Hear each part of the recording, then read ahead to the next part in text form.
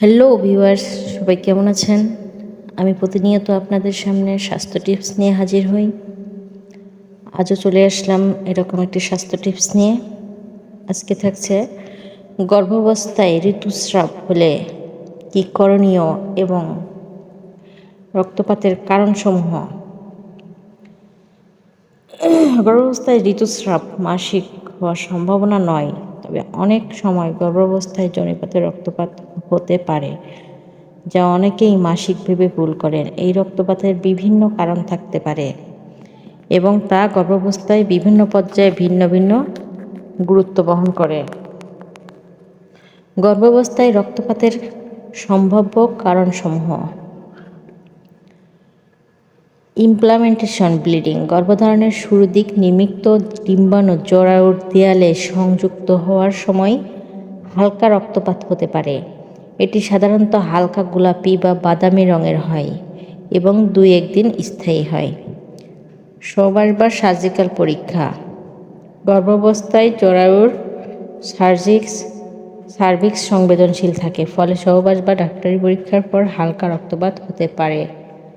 সংক্রমণ, যোনিপথে সংক্রমণের কারণ লালচে স্রাব বা রক্তপাত হতে পারে। গর্ভকালীন জটিলতা, গর্ভপাত, মিসক্যারেজ, জরায়ু গর্ভাবস্থায়, একটোপিক প্রেগন্যান্সি, প্লাসেন্টা প্রিভিয়া বা প্লাসেন্টাল অ্যাব্রাপশন এর মতো গুরুত্ব অবস্থার কারণে রক্তপাত হতে পারে।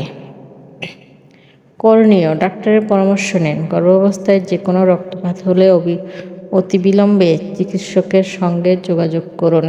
বিশেষ করে যদি রক্তপাতের পরিমাণ বেশি হয় বা ব্যথা অনুভব করেন। পর্যবেক্ষণ করুন। রক্তপাতের রং, পরিমাণ এবং স্থায়িত্ব লক্ষ্য করুন, কারণ এগুলো থেকে রক্তপাতের কারণ সম্পর্কে ধারণা পাওয়া যেতে পারে। বিশ্রাম নিন। চিকিৎসকের পরামর্শ অনুযায়ী পর্যাপ্ত বিশ্রাম নিন এবং শারীরিক কার্যকলাপ সীমিত করুন। ধর্মীয় দৃষ্টিকোণ, ইসলামী শরীয়তের দৃষ্টিতে গর্ভাবস্থায় রক্তপাত হলে তা হায়েজ বা ঋতুস্রাব হিসেবে গণ্য করা হয়। এটি শিরা থেকে নির্গত হয় হিসেবে বিবেচিত হয়, ফলে নামাজ, রোজা ইত্যাদি ইবাদত চালিয়ে যেতে হয়। বন্ধুরা, আমি সবসময় স্বাস্থ্য টিপস নিয়ে আপনাদের সাথে আছি। ভালো লাগলে আমার চ্যানেলটি সাবস্ক্রাইব করে প্রতিনিয়ত স্বাস্থ্য টিপস পাবেন এই প্রত্যাশায়। সবাই ভালো থাকবেন।